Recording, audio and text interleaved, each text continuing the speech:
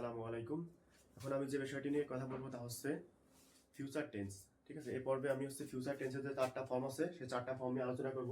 একটা আমরা তো দেখেন, আসলে আমরা টেন্স অনেকে পড়ি কিন্তু টেন্স মনে থাকে না কেন? টেন্স আমরা কি না বুঝে মুখস্থ করি। ঠিক আছে, এই জন্য আমাদের কি টেন্স মনে থাকে না, বা অনেক অনেক সময় কি একটু ডেফিনেশন অনেক বড় হয়, যার কারণে আমাদের মনে থাকে না। ঠিক আছে, এই জন্য আমি জাস্ট কি করছি, একদম সংক্ষেপে সহজে, ঠিক আছে, সংক্ষেপে সহজে কিভাবে টেন্স মনে থাকে সেভাবে জাস্ট দেখেন কোড ওয়ার্ড আকারে লিখে রাখছি।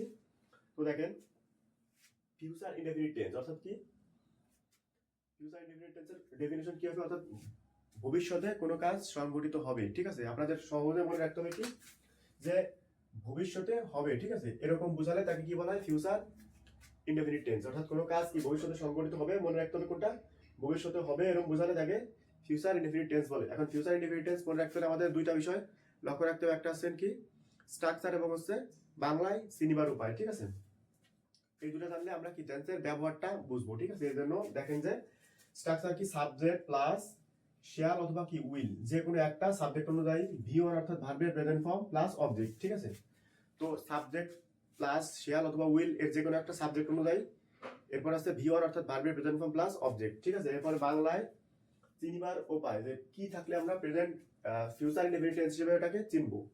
একটা আমার আছে ব, বে, বিন, এই তিনটার যে কোনো একটা বাংলা ক্রিয়ার শেষে থাকবে। দেখেন আমি একটা উদাহরণ দিয়েছি, যে I shall do the work, আমি কাজটি করবো। দেখেন আমাদের এই টোটালটা হচ্ছে ক্রিয়া, আর এই ক্রিয়ার লাস্টে ব আছে, দেখছেন এই যে লাস্টে ব আছে, এই জন্য এটা কি ফিউচার ইনডেফিনিট টেন্সের উদাহরণ। ঠিক আছে, তো এই একদম সহজে মনে রাখতে হবে, ভবিষ্যতে কোনো কাজ হবে অর্থাৎ ভবিষ্যতে হবে এরকম বোঝালে ফিউচার ইনডেফিনিট টেন্স। ঠিক আছে, এরপর দেখেন হচ্ছে ফিউচার কন্টিনিউয়াস টেন্স, যে সংক্ষেপে আমি লিখে রাখছি যে ভবিষ্যতে হইতে থাকবে, ভবিষ্যতে কি হইতে থাকবে এরকম বোঝালে তাকে কি বলা হয়, ফিউচার কন্টিনিউয়াস টেন্স। ঠিক আছে, যে ভবিষ্যতে কি হইতে থাকবে, কোনো কাজ, কোনো কাজ ভবিষ্যতে হইতে থাকবে এরকম বোঝালে তাকে কি বলা হয়, ফিউচার কন্টিনিউয়াস টেন্স। আমি সংক্ষেপে মনে রাখার জন্য বলছি, ভবিষ্যতে হইতে থাকবে এরকম বোঝালে ফিউচার কন্টিনিউয়াস টেন্স।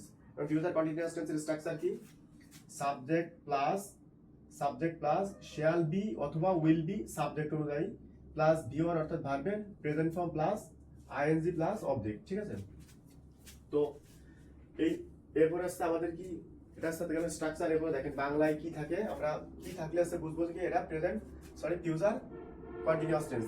তে থাকবো, তে থাকবে, এবং কি তে থাকবে, এই যে কোনো এই তিনটার যে কোনো একটা থাকবে। তো আমাদের দেখেন একটা উদাহরণ দিয়েছি আমি, যে I shall be doing the work, আমি কাজটি করতে থাকবো। ঠিক আছে, I shall be doing the work, আমি কাজটি করতে থাকবো। বাংলায় দেখেন ক্রিয়া শেষে কি আছে, তে থাকবো আছে, দেখেন এই যে তে থাকবো। ঠিক আছে, এই জন্য এরকম থাকলে তে থাকবো মানে কি ভবিষ্যতে কাজটি কি কন্টিনিউটি বোঝাবে, অর্থাৎ চলমানতা বোঝাচ্ছে, যে কাজটি করতে থাকবো।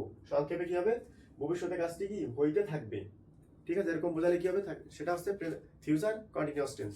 ঠিক আছে, এরপর দেখেন পরেরটা হচ্ছে ফিউচার পারফেক্ট টেন্স, অর্থাৎ ফিউচার পারফেক্ট টেন্স, তারপর হচ্ছে আপনার ফিউচার প্রেজেন্ট পারফেক্ট টেন্স, তারপর হচ্ছে কি পাস্ট পারফেক্ট টেন্স। এগুলোতে স্টুডেন্টরা ম্যাক্সিমামই কি কনফিউজড হয়ে যায়। ঠিক আছে, এই জন্য সংক্ষেপে যেভাবে মনে থাকবে সেটা হচ্ছে দেখেন, ভবিষ্যতে শেষ হইয়া থাকবে, ভবিষ্যতে কি শেষ হইয়া থাকবে, ফোকাস দিতে হবে, শেষ হইয়া থাকবে।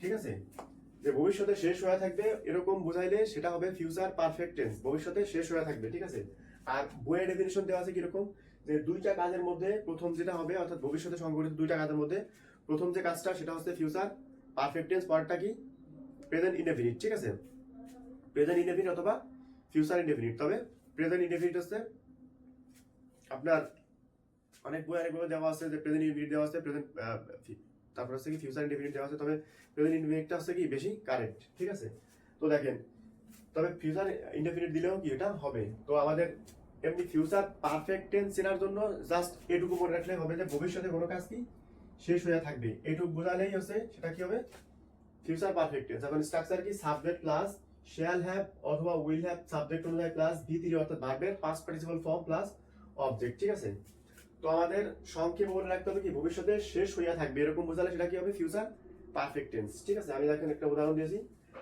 I shall have done the work, আমি কাজটি করিয়া থাকবো। এখন করিয়া থাকবো বলতে কি কাজটি আমি ওই সময় শুরু করে ওই সময় কি করে ফেলবো। ঠিক আছে, অর্থাৎ কাজটি ওই সময় শেষ হয়ে যাবে এরকম বোঝালে সেটা কি হবে, ফিউচার পারফেক্ট টেন্স। দেখেন সেম কাজটি আমি কাজটি করিয়া থাকবো, অর্থাৎ কি কাজটি শেষ করে থাকবো, আর আমার ক্রিয়া শেষে কি থাকবে, দেখেন আ থাকবো, অর্থাৎ আমি এখানে বলছি বাংলা ক্রিয়াশীল কি থাকবে, আ থাকবে এবং হচ্ছে কি আ থাকবেন, এই তিনটার বা এরকম যে কোনো কি একটা থাকবে বাংলা ক্রিয়া শেষে। দেখেন এটা এই টোটালটা ক্রিয়া, এখান থেকে দেখেন এই পর্যন্ত আছে কি আ থাকবো, ঠিক আছে। এই জন্য সেটা কি হবে ফিউচার পারফেক্ট টেন্স। তো সংক্ষেপে মনে রাখার জন্য কি করতে হবে, ভবিষ্যতে শেষ হইয়া থাকবে এরকম বোঝালে কি হবে ফিউচার পারফেক্ট টেন্স, ঠিক আছে। এরপরটা আছে দেখেন ফিউচার পারফেক্ট কন্টিনিউয়াস টেন্স।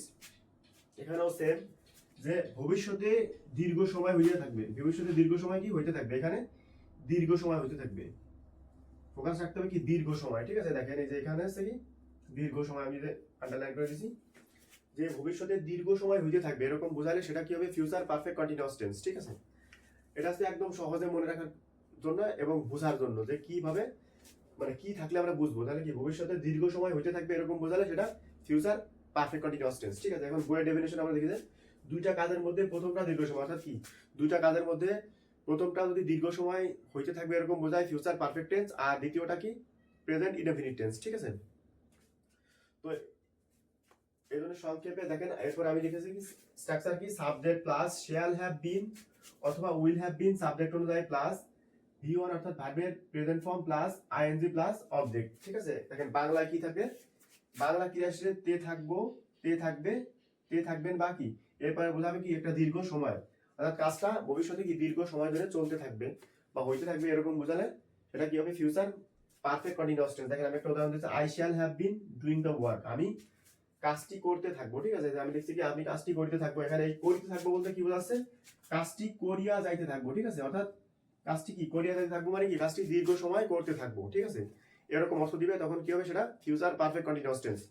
তো এই ছিল মোটামুটি, দেখেন আমি একদম ব্রাইটলি বলতেছি যে ফিউচার ইনডেফিনিট টেন্স ভবিষ্যতে হবে, ফিউচার কন্টিনিউয়াস টেন্স ভবিষ্যতে হইতে থাকবে, ফিউচার পারফেক্ট টেন্স ভবিষ্যতে শেষ হইয়া থাকবে, আর ফিউচার পারফেক্ট কন্টিনিউয়াস টেন্স হচ্ছে কি ভবিষ্যতে দীর্ঘ সময় হইতে থাকবে, ঠিক আছে। এই জাস্ট এই ছোট ছোট কোডগুলো আপনারা মনে রাখলে কি টেন্স একদম বুঝতে পারবেন এবং আপনারা কি টাইমের সাথে রিলেট করে পড়বেন যে আমি কাজটি হইতে থাকবে তার মানে কি ভবিষ্যতে হবে, ভবিষ্যতে হবে তার মানে আমি কাজটি ভবিষ্যতে করব, তাহলে প্রেজেন্ট ফিউচার ইনডেফিনিট, ভবিষ্যতে হইতে থাকবে মানে কি ভবিষ্যতে কাজটি আমি করতে থাকবো এরকম বোঝাবে, তাহলে হচ্ছে ফিউচার কন্টিনিউয়াস টেন্স।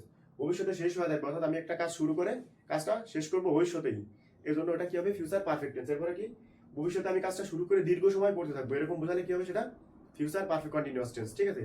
তো আশা করি এই আলোচনা যদি আপনারা শুনেন এবং ভালো করে লক্ষ্য করে দেখেন বোর্ডের লেখাগুলো, তাহলে আশা করি ফিউচার টেন্স রিলেটেড যে কনফিউশনগুলো আছে আপনাদের অবশ্যই ইনশাল্লাহ দূর হবে, এবং তারপরেও যদি আপনাদের কোনো কনফিউশন থেকে থাকে তাহলে ভিডিওর কমেন্ট বক্সে জানাবেন, আমি ইনশাল্লাহ চেষ্টা করবো আপনাদের যে কনফিউশনগুলো দূর করে দেওয়ার জন্য। সো ভালো থাকবেন।